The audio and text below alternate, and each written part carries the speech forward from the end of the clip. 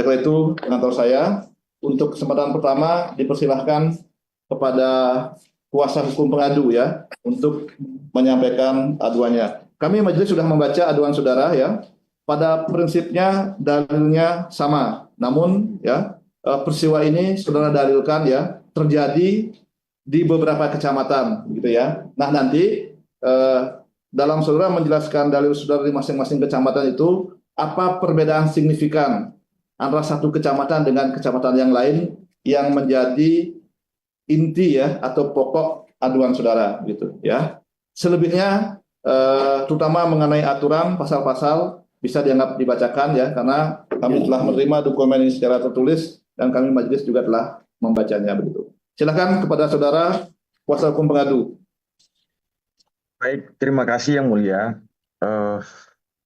Berkenan dengan pengaduan yang telah kami ajukan, tentunya sudah semua mendapatkan berkaitan dengan peristiwa yang diadukan dan atau dilaporkan itu menurut kami dianggap dibacakan. Kemudian kita masuk pada substansi dari pokok persoalan yang kami adukan di DKPP. Ya, silakan.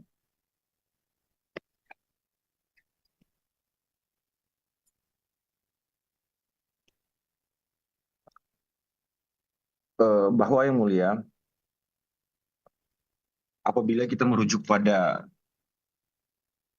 ketentuan dari peraturan Bawaslu dan DKPP yang menjadi pokok persoalan itu tentang pertama teradu 1 dan teradu 2,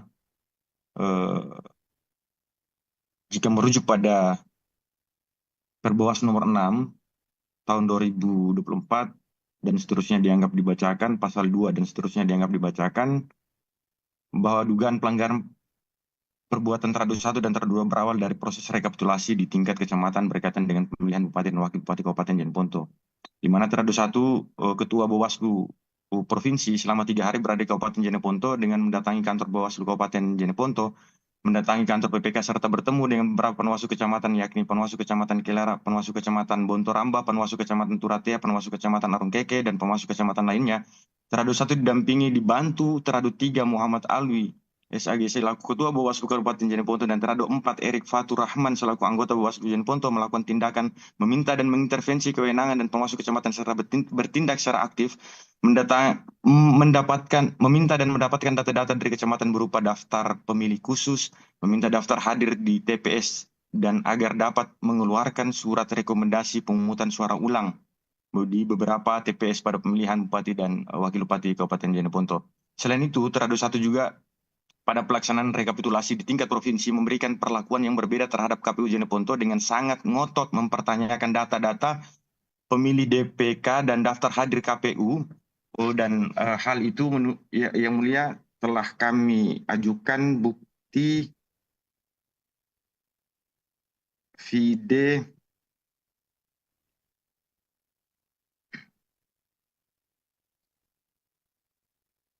P1 sampai dengan P24. Kemudian terada 2, Saiful Jihad atau anggota Bawaslu Provinsi memberikan statement melalui media yang memberikan teror psikologi kepada PPK Kelara dan KPU Kabupaten Jeneponto. Dalam statement terada 2 melalui media Tribun News Makassar bahwa penolakan KPU untuk melaksanakan rekomendasi PSU di beberapa TPS di Kecamatan Kelara adalah pelanggaran berat dan dapat dipidana. Dan menurut kami statement terada 2 itu sangat tidak etis karena keluarnya rekomendasi PSU di Kecamatan Kelara tidak sesuai dengan prosedur sebagaimana diatur dalam Perbawaslu dan juga tidak memenuhi syarat sebagaimana diatur dalam ketentuan pemilihan peraturan dalam hal ini PKPU 17 2024. Vide bukti P12, P16 dan P17 dan seterusnya dianggap dibacakan. Berkaitan teradu 3 dan teradu 4 bahwa Bawaslu Kabupaten memiliki kewenangan tentunya dalam hal pengawasan proses rekapitulasi suara yang khususnya berkaitan dengan pemilihan bupati dan wakil bupati dan seterusnya dianggap dibacakan dalam pelaporan pelaksanaan pengawasan penyelenggaraan pemilihan tingkat kecamatan, Bawaslu Kabupaten, Kota dan Provinsi dilakukan secara berjenjang dan seterusnya dianggap dibacakan bahwa hasil kajian dalam pelaksanaan pengawasan dilakukan oleh Panwaslu Kecamatan kemudian disampaikan ke Bawaslu Kabupaten Jeneponto itu tidak dilengkapi atau ditemukan dokumen yang berkaitan dengan dokumen formulir temuan A2, kajian dugaan pelanggaran dan bukti-bukti serta berita acara pleno dan seterusnya dianggap dibacakan, bahwa laporan aduan ini berawal dari adanya tindakan dari teradu 3 dan teradu 4 yang terlibat aktif meminta mengintervensi serta memaksa Panwaslu Kecamatan menerbitkan rekomendasi pelaksanaan pemungutan suara ulang di beberapa kecamatan. Di beberapa kecamatan antara lain Arungkeke yang meliputi TPS 02 Desa Borong Lamu, Kecamatan Bontoramba yang meliputi TPS 02 Desa Tanah Mawang, TPS 05 Bulu Sibatang, TPS 03 dan TPS 04 Desa Karoloe. Panwaslu Kecamatan Kelara yang meliputi TPS 01 Kelurahan Tolo Selatan dan TPS 05 Kelurahan Tolo Barat, Panwaslu Kecamatan Turate yang meliputi TPS 01 Desa Mangepong, TPS 05 Desa Mangepong, TPS 02 Desa Langkura, TPS 04 Desa Bontomatene, TPS 07 Desa Bulu Loe. Dan seterusnya dianggap dibacakan. Bahwa apabila kita merujuk pada pasal 112 yang mulia dan seterusnya dianggap dibacakan, dengan demikian tindakan teradu 3 dan teradu 4 yang bertindak secara aktif meminta dan mengintervensi Panwaslu Kecamatan mengeluarkan rekomendasi PSU yang tidak memenuhi syarat serta tidak melalui mekanisme hukum khususnya mekanisme penyelesaian atas temuan dan pengawasan sebagaimana diatur dalam Bawaslu, hal tersebut merupakan perbuatan yang tergolong bertentangan dengan peraturan DKPP nomor 2 tahun 2017 dan seterusnya dianggap dibacakan. Teradu 5 sampai dengan teradu 16 yang mulia, bahwa aduan ini berawal dari adanya rekomendasi pemungutan suara oleh Panwaslu Kecamatan Bontoramba yang meliputi PSU TPS 02 Desa Tanah Mawang, TPS 05 Bulu Sibatang, TPS 03 dan TPS 04 Desa Karoloe. Dan seterusnya dianggap dibacakan video bukti P1 sampai P26. Bahwa perbuatan teradu 5 sampai dengan teradu 16 dapat kami uraikan bahwa apabila kita merujuk pada ketentuan pasal 13, pasal 15 Perbawaslu nomor 6 tahun 2004 dan seterusnya dianggap dibacakan bahwa pengawasan pemilihan dalam melakukan pengawasan setiap tahapan pemilihan wajib menuangkan kegiatan pengawasan dalam formulir model A dan seterusnya dianggap dibacakan apabila dimaknai dan dihubungkan dengan peraturan Bawaslu nomor 8, nomor 9 dan seterusnya dianggap dibacakan bahwa pasal 24 Perbawaslu nomor 8 tahun 2020 telah menegaskan yang mulia bahwa apabila berkaitan dengan menyusun kajian dugaan pelanggaran pemilihan dengan menggunakan sistematika kajian, itu terdiri dari 5 kasus, posisi, data, kajian, kesimpulan, dan rekomendasi. Namun, apabila dicermati di dalam rekomendasi PSU yang diterbitkan dan seterusnya dianggap dibacakan, pada masing-masing rekomendasi yang dimaksud oleh teradu 5 sampai dengan teradu 16 tidak melalui mekanisme sebagaimana yang digariskan di dalam ketentuan pasal 16, 17, 24, pasal 25, dan pasal 34 Perbawaslu nomor 8 dan nomor 9 Perbawaslu nomor 8 tahun 2020 dan Perbawaslu nomor 9 tahun 2024 tentang penanganan pelanggaran pemilihan dan seterusnya dianggap dibacakan. Rekomendasi PSU teradu 14, teradu 15, dan teradu 16 itu tidak dilakukan secara cermat. Merujuk pada bukti P2, P3, P4, dan P27 bahwa Panwaslu Kecamatan Arungkeke menerbitkan rekomendasi PSU pada TPS 2 Desa Borong Lamu dilaksanakan secara tidak cermat dan tidak hati-hati.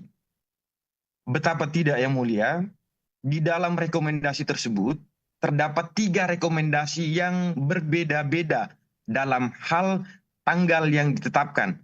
Panwaslu Kecamatan Arungkeke menerbitkan sampai 3 kali surat rekomendasi kepada PPK, yaitu rekomendasi 079 tertanggal 16 dan seterusnya dianggap dibacakan rekomendasi 079 tertanggal 1 Desember 2024 dan seterusnya dianggap dibacakan, dan rekomendasi 79 tertanggal 2 Desember 2024 dan seterusnya dianggap dibacakan. Penerbitan surat rekomendasi dan sifatnya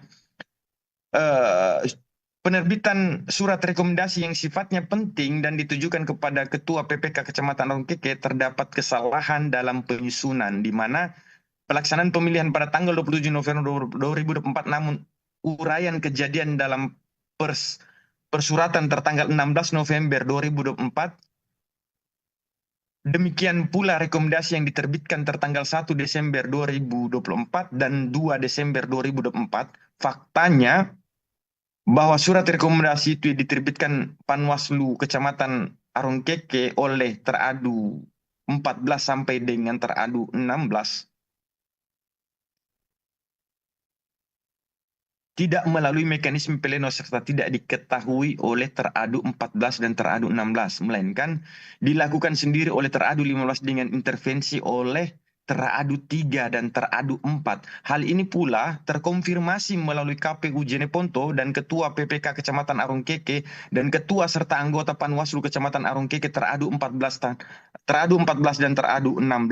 Dengan demikian, sangat terang dan jelas tentang adanya perbuatan teradu 14 sampai dengan 16 tidak memperhatikan proses secara seksama sehingga kesalahan terlihat dalam penyusunan rekomendasi.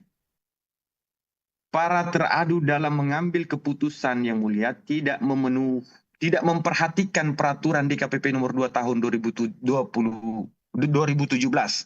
bahwa dilihat dari serangkaian perbuatan di mana disampaikan atas. Dalam hal ini pengadu menilai jika perbuatan para teradu diduga bertentangan dengan pasal 6 ayat 1, pasal ayat 2 huruf C dan D, ayat 3 huruf A, B, C dan F, pasal 7 ayat 1, pasal 10 huruf C dan D, pasal 12 huruf B, pasal 15 huruf C, F dan seterusnya dianggap dibacakan. Sehubung dengan kejadian tersebut di atas yang mulia,